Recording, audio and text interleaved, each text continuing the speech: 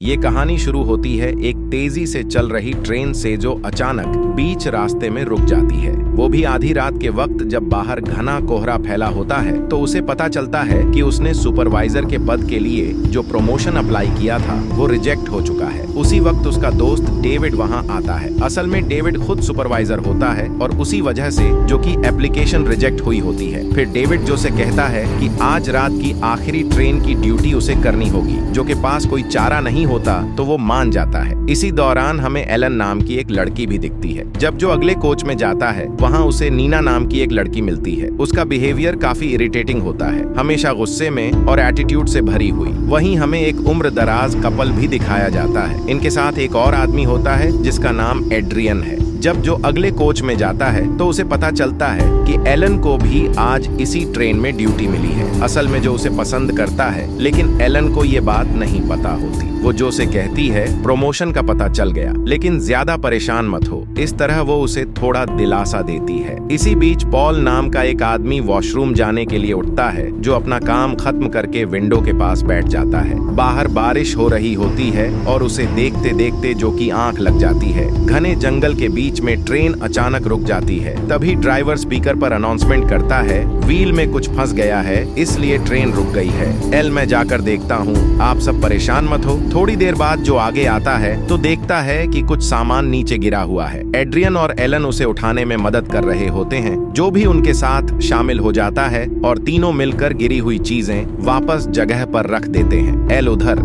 Train driver बाहर निकलकर देखने जाता है कि आखिर ट्रेन इस तरह अचानक क्यों रुक गई। ड्राइवर नीचे उतरकर सारे व्हील्स को ध्यान से चेक करता है। उधर डर से घबराए हुए पैसेंजर्स को जो शांत कराने की कोशिश करता है। सब सोच रहे होते हैं इतने घने जंगल के बीच ट्रेन आखिर क्यों रुक गई। किसी को कुछ समझ नहीं आता। ड्राइवर इधर उधर खोजता रहता है, लेकिन उसे अब तक कोई रीजन समझ नहीं आता। जो लगातार पैसेंजर्स को काल्म करने के साथ साथ ड्राइवर से कांटेक्ट करने की कोशिश करता है, पर उधर से कोई रिस्पांस नहीं मिलता। उसी समय बाहर ड्राइवर को आखिर वजह मिल जाती है। हिरन चक्के में फंस जाने की वजह से ही ट्रेन रुक गई होती है। ड्राइवर उसे बाहर निकालने की कोशिश करता है, लेकिन तभी जंगल के बीच से उसे कुछ अजीब सी आवाजें सुनाई देने लगती है। उसे ऐसा महसूस होता है जैसे कोई उसे देख रहा हो। 3 उधर ट्रेन के अंदर नीना जोर जोर से गाना गा रही होती है, जिससे वो बुजुर्ग कपल परेशान हो जाते हैं। इसी बीच अचानक जंगल के अंदर से एक क्रिएचर निकलकर ड्राइवर पर हमला कर देता है। उस क्रिएचर के पैर जानवर जैसे होते हैं, लेकिन वो इंसान की तरह 2 पैरों पर खड़ा होता है।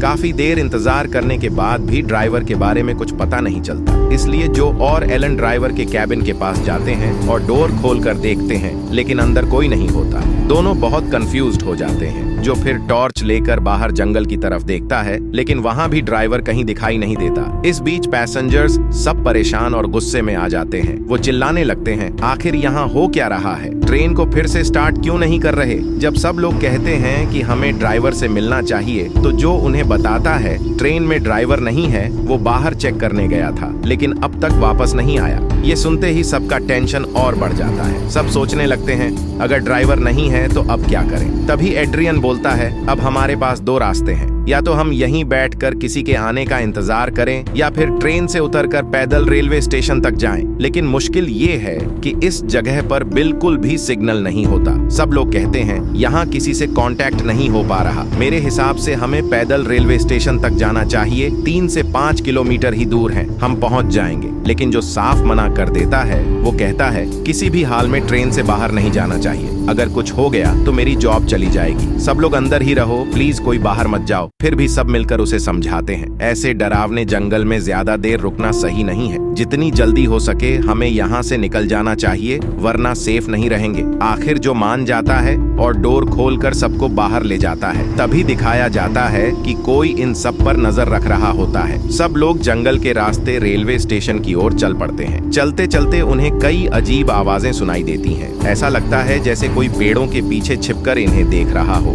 जो और एलन आगे बढ़ते हैं और देखते हैं कि उनका ट्रेन ड्राइवर वहीं उसका शरीर बीच से फाड़ दिया गया होता है। ये दृश्य देखकर सबके होश उड़ जाते हैं। सब लोग डर से कांपते हुए वापस ट्रेन की तरफ भागने लगते हैं। तभी जंगल के बीच से एक भेड़िया जैसी तेज डरावनी हॉलिंग की आवाज गूंजती है। सभी किसी तरह भागते भागते ट्रेन के अंदर पहुंच जाते हैं। लेकिन जब वो बुजुर्ग कपल जीड और जेनी धीरे धीरे चढ़ रहे होते हैं, तभी वो क्रीचर अचानक जेनी पर झपट पड़ता है और उसके पैर पर काट लेता है। किसी तरह सब लोग अंदर खींचकर डोर बंद कर देते हैं। मैथ्यू विंडो से बाहर झांक कर देखने की कोशिश करता है कि वो आखिर कैसा क्रीचर है। उधर एलन घबराकर जेनी के पैर से बहते खून को रोकने की कोशिश करती है। सब लोग अपनी जान बचाकर चुपचाप बैठे रहते हैं। तभी अचानक वही क्रीचर दोबारा आकर ट्रेन पर जोर से टकराता है। उसके डरावने पंजे ट्रेन की दीवारों को गहराई तक खरोंच देते हैं। सबके दिल डर से तेज धड़कने लगते हैं। कुछ देर बाद सबको एहसास होता है कि वो क्रीचर अब वहां से चला गया है। माहौल थोड़ा शांत हो जाता है। फिर जो ड्राइवर के कैबिन में जाकर रेलवे स्टेशन से कांटेक्ट करने की कोशिश करता है, लेकिन कोई रिस्पांस नहीं मिलता। तभी बिली वहां आता है और कहता है, हो सकता है ट्रेन की फ्यूल पाइप कट गई हो। उसे इंजन के बारे में अच्छी जानकारी होती है, इसलिए सब उसकी बात सुनने लगते हैं। इसके बाद सब लोग मिलकर सोचने लगते हैं कि अब क्या करना चाहिए। सब लोग एक कोने में बैठकर डिस्कशन करने लगते हैं, आखिर ये कौन सा जानवर है और ये हम पर हमला क्यों कर रहा है। कुछ लोग कहते हैं कि शायद वो बेर होगा, जबकि कुछ उसे वुल्फ बताते हैं। तभी जेनी धीरे से कहती है, वो कोई जानवर नहीं था, वो देखने में इंसान जैसा लग रहा था। इसी दौरान सबको अगले कोच से कुछ अजीब आवाजें सुनाई देने लगती हैं। सबका ध्यान उधर चला जाता है। एड्रियन, बिली और जो तीनों मिलकर देखने जाते हैं। आवाज टॉयलेट के अंदर से आ रही होती है। जब वो धीरे धीरे दौर खोलने ही वाले होते हैं, तभी अंदर से कोई जोर की हरकत होती है और जैसे ही वो चीज बाहर आने लगती है, सब सोचते हैं कि आखिर टॉयलेट में कौन हो सकता है। लेकिन डोर खुलते ही पता चलता है कि वो तो पॉल है, जो पहले वॉशरूम गया था। उसे सारी बातें बताई जाती हैं, ट्रेन रुकना, ड्राइवर का गायब होना और उस क्रीचर का हमला। लेकिन पॉल को इन सब पर यकीन नहीं होता। वो कहता है, मेरा स्टेशन तो पीछे ही छूट गया और यहाँ तो जंगल के अलावा आसपास कुछ भी नहीं है। उधर जब जेनी के पैर का घाव देखा जाता है तो सब हैरान रह जाते हैं। वो जगहें बहुत जल्दी इन्फेक्शन से सड़ने लगती है। इसी बीच डरी हुई केट नीना के पास जाकर बात करने लगती है। केट धीरे से नीना से कहती है, मेरी भी एक बेटी है, तुम्हें देखकर मुझे उसकी याद आ जाती है। दोनों थोड़ी देर हंसते हुए बातें करती हैं, लेकिन तभी सबका ध्यान डोर की तरफ जाता है। बाहर वो क्रीचर जोर से दरवाजा तोड़ने की कोशिश कर रहा होता है अंदर आने के लिए। उसी वक्त नीना के फोन में थोड़ी देर के लिए सिग्नल आ जाता है और उसकी मॉम का कॉल आता है। सब कहते हैं, उसे बताओ कि हम कहाँ हैं, लेकिन नीना इतनी घबराई होती है कि ठीक से कुछ बोल नहीं पाती, बस चिल्लाती रहती है। अचानक वो क्रीचर विंडो तोड़कर अंदर घुस जाता है और नीना को पकड़कर बाहर खींच लेता है। केट उसे बचाने की कोशिश करती है, लेकिन तभी वो क्रीचर नीना को भी मार देता है। जेट सोचता है कि अब तक जो लड़की मरी है उसी की तरह सबकी मौत पक्की है, इसीलिए सब डर कर दूसरे बोगी में जाकर दरवाजा लॉक कर लेते हैं। अब बाहर निकलना भी नामुमकिन है और मदद के लिए कोई आने वाला नहीं। जेट सबको समझाने लगता है कि अगर कुछ नहीं किया तो हम एक एक करके मर जाएंगे, इसलिए बेहतर है कि वो चीज हमें मारने आए उससे पहले हम ही उसे मार दें। ये बात सबको सही लगती है और सब अपने अपने वेपन्स तैयार करने लगते हैं। अब ये लोग उस बोगी की खिड़कियों पर लकड़ी और मेटल की चीजें फिट करने लगते हैं, क्योंकि अब उनका सिर्फ एक ही मकसद होता है, किसी भी हाल में उस क्रीचर को अंदर आने से रोकना। अब सब लोग ट्रेन के अंदर ही फंस चुके होते हैं, बाहर निकलने का कोई रास्ता नहीं होता। उन्हें ये भी नहीं पता होता कि कोई उन्हें बचाने आएगा या नहीं। इसी बीच जेनी केट से पूछती है कि जो लड़की मरनते थे उसका नाम क्या था, लेकिन केट को भी उसका नाम नहीं पता होता। तुम्हारे पास जो कीज हैं उनसे ट्रेन का डोर खोल दो, अगर वो क्रीचर वापस आया तो यहाँ जो भी है सब मर जाएंगे। हमें भागकर कोई सेफ जगह ढूंढनी होगी। लेकिन जो सबकी सेफ्टी को सोचते हुए इस बात के लिए मना कर देता है और तभी जेनी अचानक खून की उल्टी करने लगती है। सिर्फ इतना ही नहीं, उसके दांत भी टूटकर बाहर गिरने लगते हैं और धीरे धीरे नए नुकीले दांत उगने लगते हैं। अगले ही पल वो सीधा टॉयलेट के अंदर घुस जाता है और पॉल पर हमला कर देता है। क्रीचर बहुत ही बेरहमी से पॉल को मार डालता है। ये देखकर जो डोर खोलने की कोशिश करता है, लेकिन एड्रियन पहले ही उसे लॉक कर चुका होता है। अब बाकी सब लोग बाहर निकलने की कोशिश करते हैं, मगर डोर बंद होता है और उसकी कीज जो के पास ही रहती है। तभी वो क्रीचर धीरे धीरे जो के पीछे आकर खड़ा हो जाता है। इसके बाद बाकी सब लोग भी अलग अलग टूल्स से उस पर हमला करने लगते हैं। वो क्रीचर उठ भी नहीं पाता और सब मिलकर उसे बुरी तरह पीट देते हैं। गुस्से में वो क्रीचर एलन को पकड़कर ऊपर उठा लेता है, लेकिन तभी मैथ्यू पास रखे एक आयरन रॉड से उस पर जोरदार वार करता है और उसे मार डालता है। ये देखकर सब लोग हैरान रह जाते हैं क्योंकि वो क्रीचर दिखने में इंसान जैसा लगता है, अर्थात वो क्रीचर असल में एक वुल्फ जैसा दिख रहा होता है। तभी मैथ्यू कहता है ये एक वेयरवुल्फ है, आधा इंसान और आधा भेड़िया। शायद किसी इन्फेक्शन या बीमारी की वजह से इंसान ऐसा बन जाता है। अगले वक्त सबका ध्यान उस क्रीचर के हाथ में पहनी हुई रिंग पर जाता है। उसे देखकर सबको यकीन हो जाता है कि वो पहले एक इंसान ही था, लेकिन साथ ही उनके मन में एक शक भी उठता है, क्या किसी को काटने से भी कोई इंसान वेयरवुल्फ बन सकता है। उस दौर में ये खबर पूरे इलाके में बड़ी सनसनी बन गई थी। अब जेड कहता है मुझे अब समझ आ रहा है कि उस ट्रेन में बैठे लोगों के साथ असल में क्या हुआ था। उसी वक्त वो वेयरवुल्फ फिर से उठकर जोर जोर से चिल्लाने लगता है, लेकिन इस बार जो आगे बढ़कर उसे पूरी तरह से मार डालता है। इसके थोड़ी देर बाद सब देखते हैं कि जेनी बहुत अजीब तरह से बर्ताव करने लगी है। सबको अब समझ आ जाता है कि जेनी के पैर पर वुल्फ ने काटा था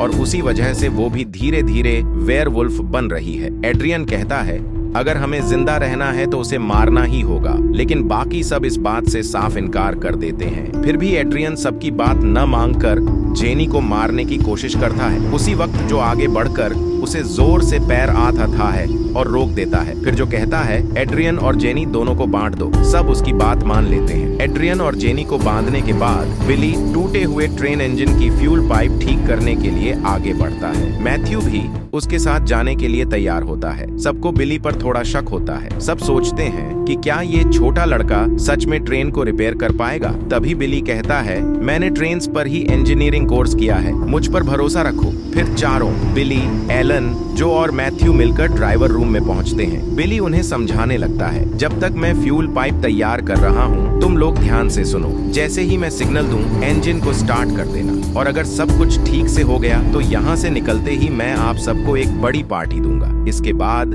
जो स्पीकर से ट्रेन के अंदर बैठे सब लोगों को बताता है कि अब वो इंजन स्टार्ट करने वाले हैं और सब लोग तैयार रहें। और फिर बिली और मैथ्यू बाहर निकलकर फ्यूल पाइप ढूंढने लगते हैं। बिली नीचे झुककर ट्रेन के नीचे लगी पाइप को चेक करने लगता है ताकि कहीं से लीकेज तो नहीं हो। उधर अंदर हमें पता चलता है कि एड्रियन और केट एक दूसरे को पहले से जानते हैं। दरअसल एड्रियन उतना अच्छा इंसान नहीं है जितना सब उसे समझते थे। इस आदमी का काम ही है लड़कियों को झूठ बोलकर धोखा देना। अपनी बीवी और बच्चों के रहते हुए भी वो अलग अलग लड़कियों को शादी का झांसा देता है। उसी तरह उसने केट को भी धोखा दिया था। उधर जॉनी की तबीयत लगातार बिगड़ती जा रही थी। ट्रेन के बाहर बिली कुछ रिपेयर कर रहा था। तभी मैथ्यू को लगने लगता है कि उनके आसपास कोई मौजूद है। उसी वक्त एलन जॉन से पूछती है तू इतना बोरिंग सुपरवाइजर वाला प्रमोशन क्यों चाहता था? जो धीरे से कहता है यहाँ से निकलने के बाद मैं ट्रेन से हमेशा के लिए दूर रहूंगा। उधर बिली अभी फ्यूल पाइप ढूंढ रहा होता है और उस आवाज का पीछा करते हुए घने जंगल के अंदर चला जाता है। वो अभी उस आवाज को सुन रहा होता है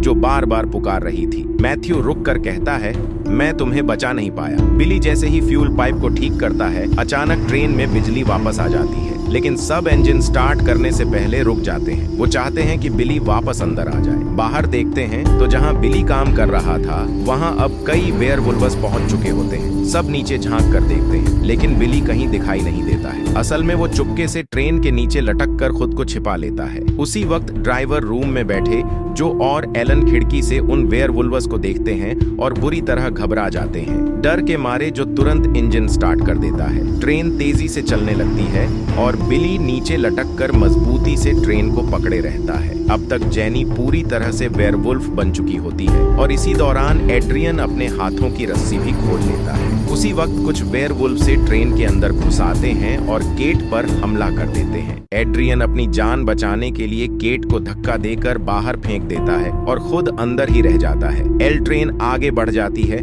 और केट अकेली उस अंधेरी डरावनी जगह पर रह जाती है। केट डर से कांप रही होती है, तभी उसके पीछे से एक और वेयरवुल्फ आ जाता है। इधर अंदर एड्रियन जेनी पर हमला करने की कोशिश करता है लेकिन जेड आगे बढ़कर उसे जोर से मारता है। इस झगड़े में जेड की मौत अपनी ही पत्नी जेनी के हाथों हो जाती है जो अब पूरी तरह इंसान नहीं रही। उधर बाहर बिली अब भी ट्रेन के नीचे लटका हुआ होता है। उसी जगह पर फ्यूल पाइप दोबारा कट जाती है और ट्रेन अचानक रुक जाती है। आसिस से जो और एलन बुरी तरह डर जाते हैं। इसी बीच जेनी धीरे धीरे एड्रियन की तरफ बढ़ने लगती है, लेकिन तभी कोई उसे पीछे से चुभो देता है। जब सब मुड़कर देखते हैं तो पता चलता है कि वो जो और एलन थे, जो अब एड्रियन पर झपट पड़ता है, क्योंकि उसे पता चल चुका होता है कि केट को बाहर फेंक कर मरने के लिए छोड़ने वाला एड्रियन ही था। उसी वक्त कई वेयरवॉल्व्स एक साथ ट्रेन के अंदर घुस आते हैं। सब घबरा जाते हैं और जल्दी से दोनों तरफ के बोगी डोर्स बंद कर देते हैं ताकि वो अंदर ना आ सके। अब सब बाहर निकलने के लिए पीछे वाले एग्जिट डोर को खोलने की कोशिश करने लगते हैं। एड्रियन अचानक पलटकर जो और एलन दोनों पर हमला कर देता है। उसका मकसद सिर्फ एक होता है, जब वेयरवॉल्व्स अंदर आई तो वो इन दोनों को उनके हवाले करके खुद भाग सके। लेकिन जो और एलन मिलकर उसे जोरदार तरीके से मारते हैं और एड्रियन नीचे गिर जाता है। तभी सब देखते हैं कि ट्रेन डोर में ही कीज फंसी रह गई है। एड्रियन जल्दी से उठकर डोर बंद करता है